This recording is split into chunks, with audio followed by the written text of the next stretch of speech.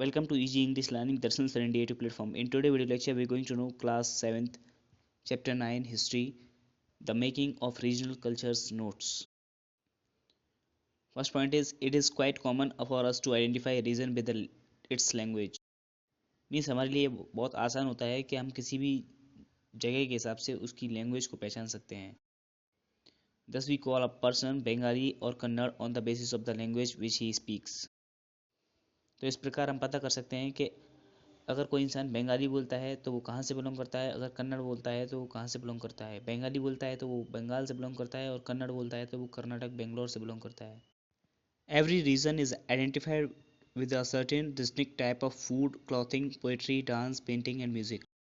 हर जगह जो होती है वो अपने वहाँ के खाने, वहाँ के पहनने के कपड़े के हिसाब से, या पोइट्री वहाँ पर किस तरीके की कविताएँ पोएम बोली जाती हैं, या वहाँ पर कौन सा डांस किया जाता है, वहाँ पर किस तरीके की पेंटिंग्स जो की जाती हैं. पेंटिंग्स मीन्स कला किस तरीके से की जाती है, ड्राइंग किस तरीके से की जाती है, म्यूज़िक किस तरीके का बोला जाता है, उसकी आधार पर हम पता करते हैं कि वो कौन सी जगह है. Language is quite closely connected to a region. हर जगह की भाषा क्लोजली कनेक्टेड होती है उस जगह से. The Chera empire of Mahodayapuram which was established in 9th century in the southwestern part of the Kerala introduced the Malayalam language. जो चेरा का एम्पायर था महोदयापुरम, उसने मलयालम लैंग्वेज की खोज की थी 9th सेंचुरी में, south western part of Kerala में. Rulers and religious traditions, the Jagannath culture. मतलब बताया गया है कि किस तरीके के रूलर्स रहे और किस तरीके के उन्होंने धार्मिक ट्रेडिशंस बनाए, रीति रिवाज बनाए. फर्स्ट दे रखा है आपको द जगन्नाथ कल्चर. जगन्नाथ का कल्चर किस तरीके का था. In several regions cultures developed around religious traditions. The local people made a wooden image of the deity which originally looked a local god came to be beautiful with Vishnu temple become a center of pilgrimage. बहुत सारे अलग अलग जगह पर अलग अलग cultures रीति रिवाज बनाए गए. वहाँ के लोकल लोगों ने एक देवी देवता बना दिए. वहाँ पर जो देवी देवता के रूप में मतलब जो भगवान माने जाते थे उनको नाम विष्णु दे दिया गया. और वहाँ पर एक टेम्पल जो बनाया गया विष्णु का, वो एक पिलग्रिमेज मतलब तीर्थ स्थल का इंसान बन गया. The Rajput and the tradition of heroism. In the 19th century, the Rajasthan of the today was called the Rajputana by the British. Means Rajput का जो हीरोइज्म था, राजपूत जो ग्रुप था वो हीरोइज्म के लिए प्रसिद्ध था, हीरो नेचर के लिए. 19वीं शताब्दी में मीन्स 19th सेंचुरी में राजस्थान को अंग्रेजों के द्वारा राजपूताना कहा जाता था. There are many groups who call themselves Rajput in northern and central India. आज भी बहुत सारे ग्रुप्स हैं जो अपने आप को नदर्न और सेंट्रल इंडिया में राजपूत कहते हैं खुद को. Prithviraj Chauhan was one such ruler. जो पृथ्वीराज चौहान थे वो बहुत बड़े रूलर थे, उस समय के बहुत प्रसिद्ध रूलर थे, वो भी राजपूत थे. Women had been given a heroic image since they committed sati और सेल्फ इमोलेशन. जो राजपूत कम्युनिटी होती थी वहाँ पर क्या होता था, अगर कोई इंसान का पति मर जाता था तो वो पति की याद में वो सती हो जाती थी, मीन्स वो भी अपने आप को जिंदा जला देती थी. ये कल्चर या फिर ये संस्कृति राजपूत लोगों में ज़्यादा फेमस हुई थी. Next one is beyond regional frontiers, the story of Kathak.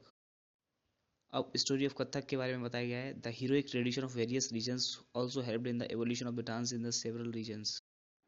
Means जो हीरो लोग हुए थे, जो राजा महाराजा होते हुआ करते थे, वो डांस को बहुत पसंद करते थे, उसकी वजह से डांस भी फेमस होने लगा.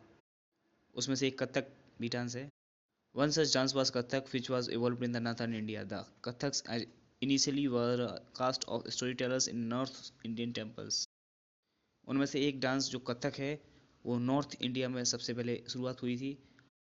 और शुरुआत में ये लोग जो कथक करते हैं वो स्टोरी टेलर्स हुआ करते थे, मीन्स कहानियाँ सुनाया करते थे मंदिरों में. The legends of the Radha Krishna were enacted in folk plays known as Raslila. और जो कथक के डांसर होते थे वो रासलीला किया करते थे. It integrated folk dance with the basic gestures of the Kathak story tellers.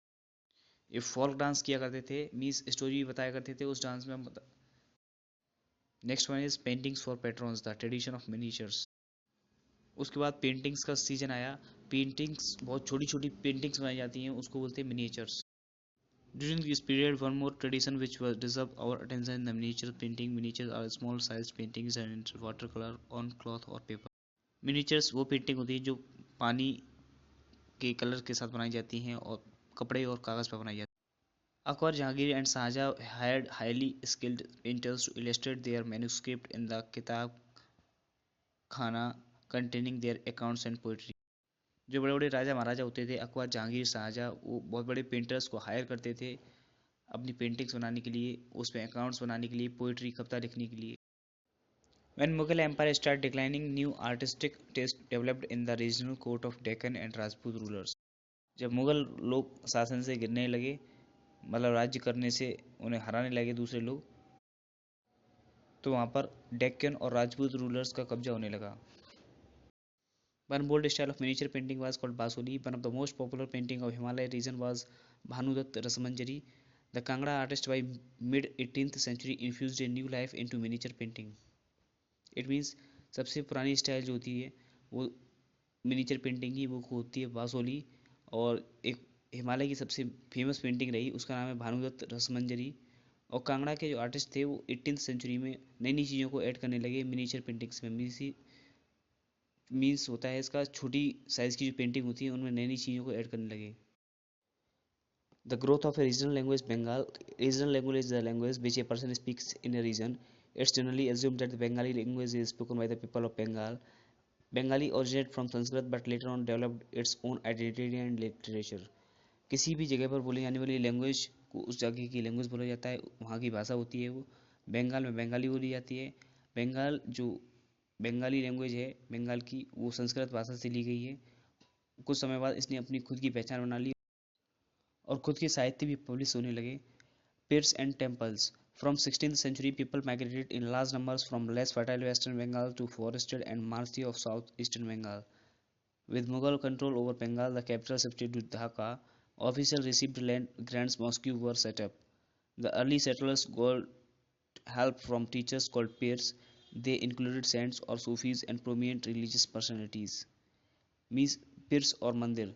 पिर्स माने होता है टीचर्स और टेम्पल्स मीन्स होता है मंदिर. 16th सेंचुरी में क्या हुआ था, बहुत सारे लोग जो कम उपजाऊ ज़मीन है वहाँ से छोड़कर जो ज़्यादा उपजाऊ ज़मीन थी साउथ ईस्टर्न बंगाल में वहाँ पर शिफ्ट हो गए.